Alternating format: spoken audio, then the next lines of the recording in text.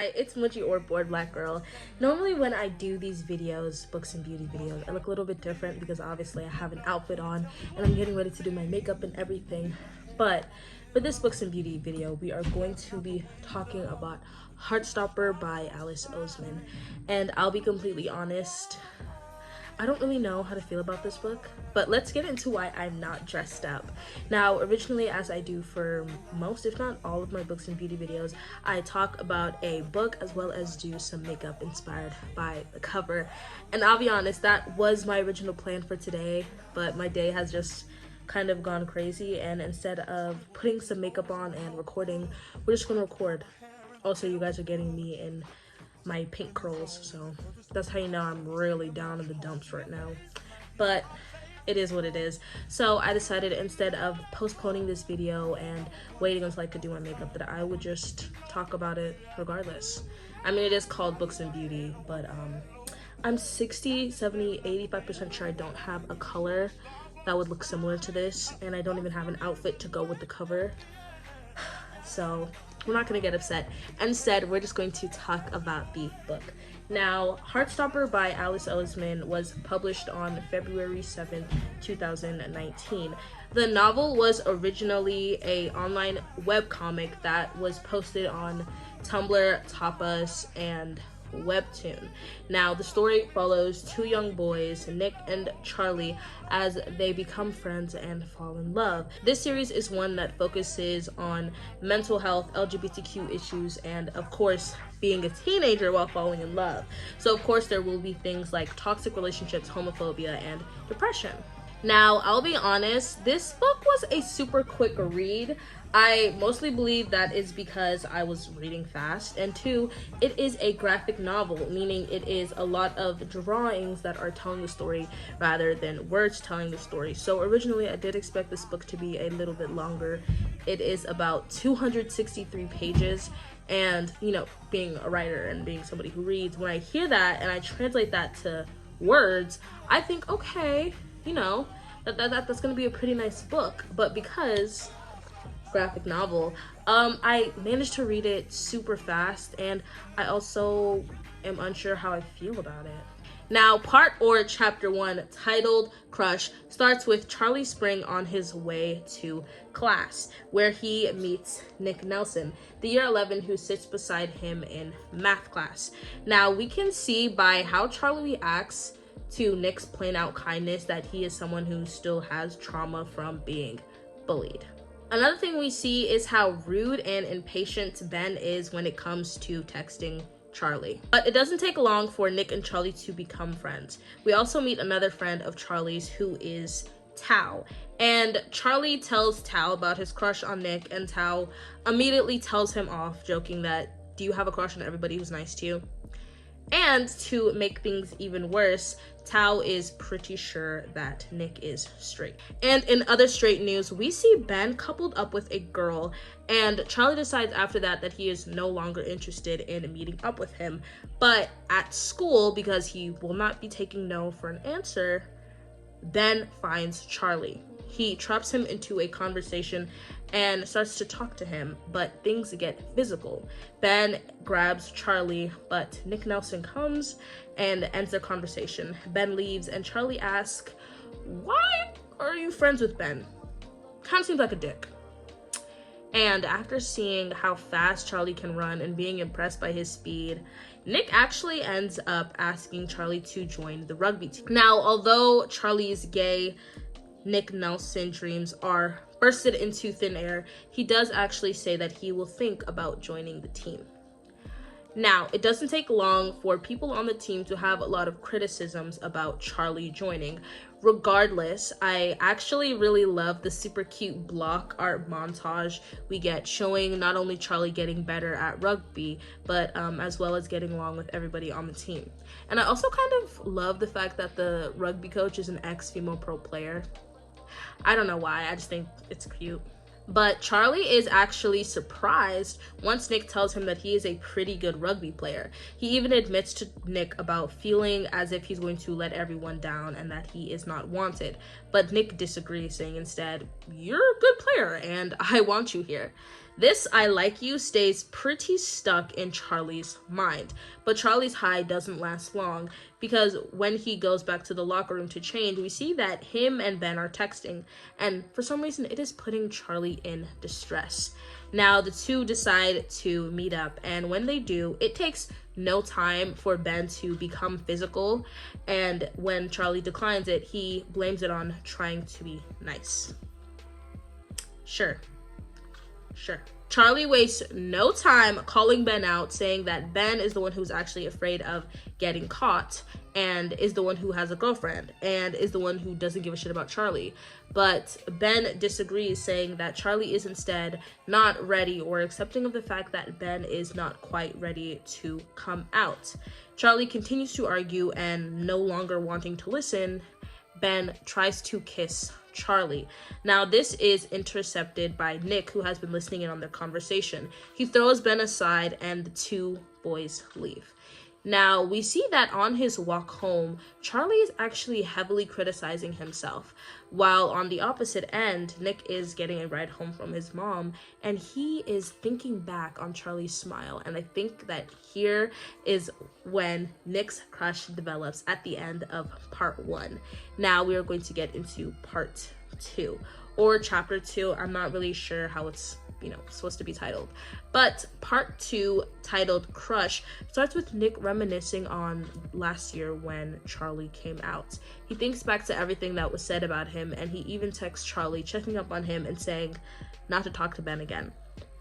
Now Charlie takes the time to explain everything that went on between him and Ben, how he thought that they had some romance going on, but in reality he was just being used. Nick invites Charlie over to his house to meet Nellie, and we find out that it's only actually a 10-minute walk from each other. Now before he goes, we actually meet Tori, or Victoria, who is Charlie's older sister. Now when Nellie and Charlie meet, he is immediately in love, and while the two of them are meeting for the first time, Nick actually notices that Charlie's hair is shorter this time. We learn that Charlie has a 6-year-old brother, and while the two of them are hanging out, it actually starts to snow. They aren't even officially dating, and Charlie is already wearing Nick's clothes. Crazy. Next Saturday, it is Nick's turn to come to Charlie's house, and when he does, Charlie takes the opportunity to kind of teach Nick a little bit of drumming. But with Charlie's hands over Nick's, the two freak out a little bit, and later on they have a bit of a tussle and pull out the proper British lingo. When Charlie's family comes home, we finally get to see all of them, though we are still not completely sure about all of their names. On the couch, Charlie falls asleep while Nick and him watch a movie. Now, when the final kiss is happening between the two main characters, Nick begins to almost creep towards holding Charlie's hand, but he holds himself back. But let's go back to rugby. Now, during a match where Charlie is a reserve, he is texting Tao and telling him how he's starting to feel like Nick might actually like him back. They have been hanging out almost every day during Easter holiday, and they have been getting physical too. They have been hugging, as well as Charlie has been catching Nick staring. Worlds collide when Charlie learns from Tao that Nick has a crush on a girl from Higgs all-girls school named Tara, and he also learns that they won the game. But after the game, we see 3 of the players on the team, Christian, Sai, and Otis, I believe, who are walking behind Charlie and Nick and kind of thinking, Nick has a crush on Charlie, doesn't he? But then they wonder, but Nick's straight, and Nick also has a crush on Tara. Now, while they start to ponder and wonder about Nick's sexuality, of course the coach comes up and says, guys, it's not nice to wonder people's sexuality, like, duh. But I thought that was really funny. Now let's get into the final part of the book, which is the night of Harry's party. It is the night of Harry's party, and he's so rich that he has a whole bouncer at his party. Now, while at his party, the birthday boy finds Nick and Charlie. He tells Nick that Tara is here and that he should talk to her because Nick had a crush on Tara from year 7 to 8 and because he kissed Tara at the Higgs Truum year 8 school disco. Now, Harry pushes him over to talk to Tara, leaving Nick all alone. And when Nick goes up to Tara, he actually finds out that she's gay and she has a girlfriend. And Nick goes to tell her about Charlie, but realizes Charlie's gone. Now, obviously, he's worried about Charlie, and he's asking them, have you guys seen Charlie? And Harry's friends take this as an opportunity to make nasty comments about Charlie, which Nick obviously does not appreciate, and he immediately shuts down and then tells Harry off on his birthday. Now, later on, when Nick and Charlie are alone, they start to talk more. And Charlie tells Nick about how he encountered Ben at the party, but defended himself, standing up for himself. And Nick tells him that he is very proud of him. Now, the two of them sit down, and Charlie takes the chance to ask Nick about his alleged crush on Tara. And Nick is very quick to shut it down, saying, I don't have a crush on Tara. And then Charlie asks, do you have a crush on anyone? Nick says yes, and Charlie assumes that it's a girl, but Nick disagrees. Charlie obviously takes the opportunity to continue his questioning, asking him, would you ever be with someone who isn't a girl? And more importantly, would you ever kiss someone who isn't a girl? Obviously, this questioning is leading somewhere. And the two of them kiss, and they kiss, and they kiss again. And it is a lovely moment that is interrupted by Harry, who suddenly comes looking for Nick. Unsure what to do, Nick gets up and leaves. Now, unsure what to do, leaving Charlie all alone, he begins to crumble while apologizing. And that is Heartstopper Volume 1. I'll be honest, I feel a little bit half and half when it comes to this book. I think it's because it's my first graphic novel and because I was reading it so quickly that I felt like not a lot happened. But now that I kind of think back on it, I really like the book. But let me pull out my ratings. Now, I rated this book a 2 out of 5 for romance, a 3 out of 5 for story, and a 3 out of 5 for experience. Let me explain, okay? Here are my final thoughts. I said this book or graphic novel was a lot shorter than I expected. For 263 pages, I thought I would get further into the story, but it seems the first book is only 2 chapters or 2 parts, being meet and crush. I gave a 3 for experience because I expected to have a longer story, or kind of like I expected to have more content to take in, and I really feel like not much happened. I gave the romance a 2 out of 5 because I felt like it is extremely underdeveloped, and right now they are just kind of crushes on each other. But I do understand that it is only the beginning of their story, and I didn't want to be extremely harsh. Now that I've kind of like thought back on it and I've recorded this video with the notes, I kind of want to say a 4 out of 5. But the truth is that without the knowledge of what happens in the rest of the series, I don't know if I would have enjoyed this book as much. I think because I know that this is only the beginning of the series, which obviously, but I think that for books versus webcomics, it's a little bit different because this is coming from a pre-established story that is sectioned off in a very different way. So I think that it was new to me to kind of just only have 1 to 2 parts or chapters in the story. So besides the length of it, I think that this book was fun, and I think that it was cute.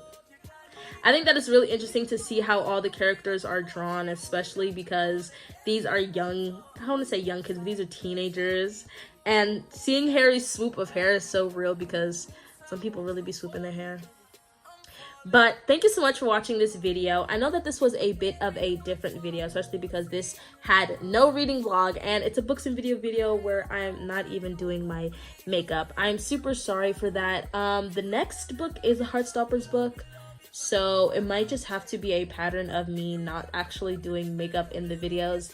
But either way, tell me what you guys think about the Heartstopper book if you guys have read it, and also tell me what you guys think about these videos where I just sit and talk about the book instead of doing my makeup with it. If that's more interesting, then I would totally be down for that, because this was honestly a lot less stressful than it normally is.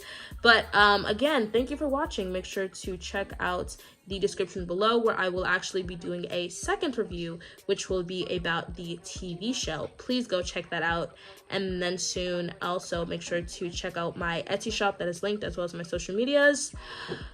Today's been a long day for me. Thank you so much for watching. I love you, and bye.